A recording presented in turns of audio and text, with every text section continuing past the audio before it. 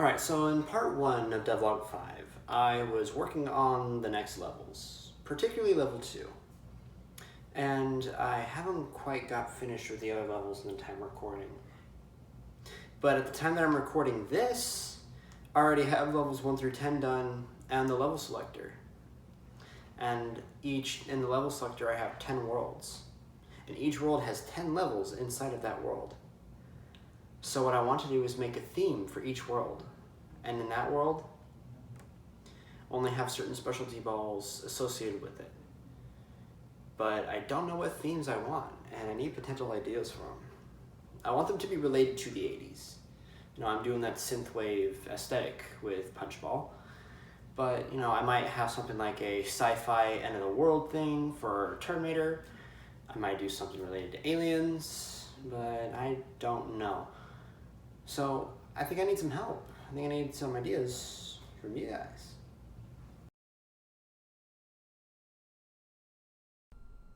Ooh, so close. We got 23 seconds left on the clock. Come on, come on, come on. I gotta get these. I'm almost there. I just need a few more. Oh, come on, come on.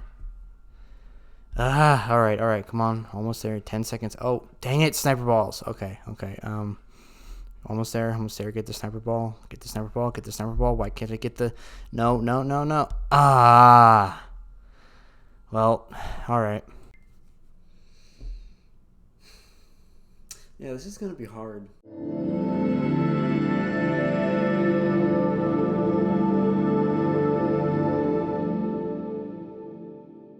Alright, ladies and gentlemen, so welcome back to part 2 of this devlog. Now, it's like I said in the beginning clip, it is now Tuesday, and we're still continuing on some of the levels. If I remember correctly, level 4 was added in yesterday, and everything was working on it as far as the gameplay aspects and everything.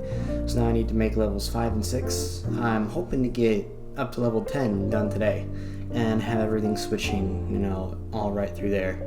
And eventually I want to be able to add more levels, you know, to make the game nearly infinite, which is going to take a heck of a while. My next few devlogs might just be making more levels, or I might even make just one devlog of me making all the levels. I don't know yet, but you know, I'll come up with ideas as I think about them. So let's go ahead, get everything pulled up here, and let's go. Oh, one quick thing. Remember this? This is my laptop that I used to use from like my ancient videos that have gotten like no views. This is what I used to use when I had my older 2 Dells. And speaking of which, my 2 outside Dells right here are actually from this setup. And I just bought an extra one when I got my PC. So let's go ahead, enough chatter talk and reminiscing about stuff that doesn't even matter. Let's go ahead and get going. Alrighty, so as of now, levels 3 and 4 have been added, as I said previously. However, when I was testing them, I forgot to make the score values 100 again in the game manager, so I think I'm just going to make that an int variable and call it a day. So I discovered something. Okay, so wait a second here. I have the minimum score. And if I go to the game manager, the minimum score is right there. So, what if I went to level 2, went to the same game manager, and changed the score? Would it save? Let me see. Yeah. Okay. What?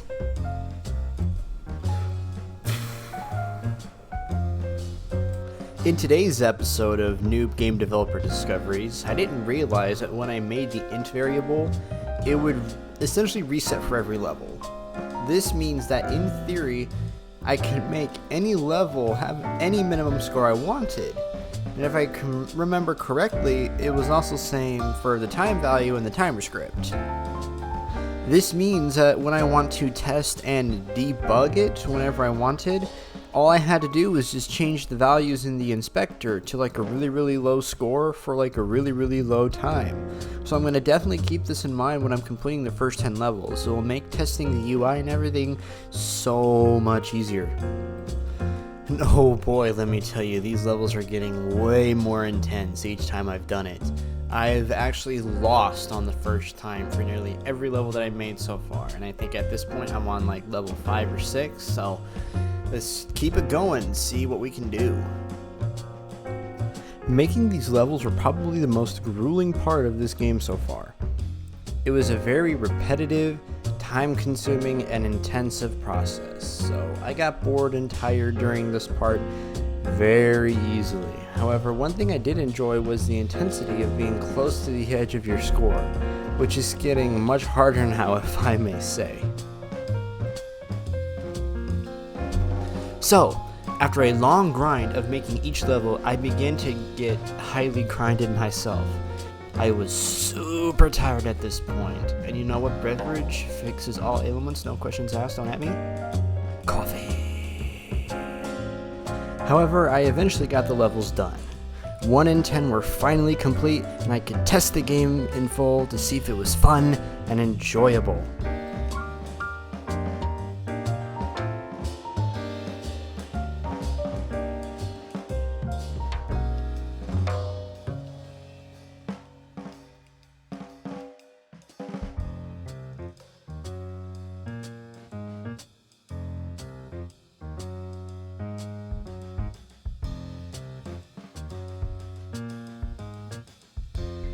So, kinda? I soon would realize that the levels that I had made in their current configuration were just too hard in this case. There's too much chaos, too much stuff going around, too much stuff flying everywhere. So I had to figure out a way to make it a little bit easier and to provide more interesting gameplay mechanics. Luckily, I was able to get some help. Okay, so I'm in the Discord. I'm in a game development Discord that is owned by a good friend of mine. His name is Antomicx, and he actually owns a YouTube channel and a Twitch stream, and he is currently working on his own game named Hartwell, which I've taken a look at. It actually looks pretty cool so far. Anyway, he's had a lot more experience with game development than I have because, you know, this is the first game that I've ever done, and I've only started about a month ago. He's been at this for a lot more than that. And not only that, he has more experience with actual gameplay mechanics and scripting gameplay mechanics. So he gave me a really cool list of ideas to use in order to make each level a little bit more interesting. And in devlog 6, I'm actually going to be trying to configure those suggestions that he did alongside with some of my own ideas to see if I can make the game a little bit more enjoyable. So guys, please go check out Antomicx's YouTube channel. It's called Antomicx's Stream Storage. And he's got videos on here of him, I believe, playing various different things. I think he may have a couple of his development stuff on there. And he also has a Discord server where he does game development stuff and has other game developers on here. So I'm going to link his channel and the Discord in the description below. Y'all go check him out. He's awesome. And with that, that is the end. I really hope you all enjoyed part 2 of devlog 5. I know I enjoyed it. I know I enjoyed working on these, even though I'm not a big fan of doing UI. Seeing the whole thing come together and having the UI elements put in was really, really refreshing, and it was super satisfying to see it. It's actually starting to look like more of an actual game now. In devlog 6, we're going to be doing a bunch of refinements. I took a couple of personal notes as far as the UI and everything, particularly knowing what level you're on. Unless you're keeping an eye on each level you progress through, you have no idea what level you're on, and you have no idea what the goal is for that level. You don't know what points you're supposed to get, and until you look at the clock when the game starts, you don't know what time limit you have. So I'm going to work on that, and I'm also going to take Antomicx's tips into account when it comes to refining the levels, making them easier. And I'm also going to make themes for each level, and each level's theme is going to have different specialty balls and ways of vanilla balls to spawn in order to make things, spice things up, make it different, and make it more interesting. So I will see you all in devlog 6. If you all like these videos, please leave a like and subscribe, and share this video out with everyone you know. And please do not, and please, for all sake, do not forget your coffee.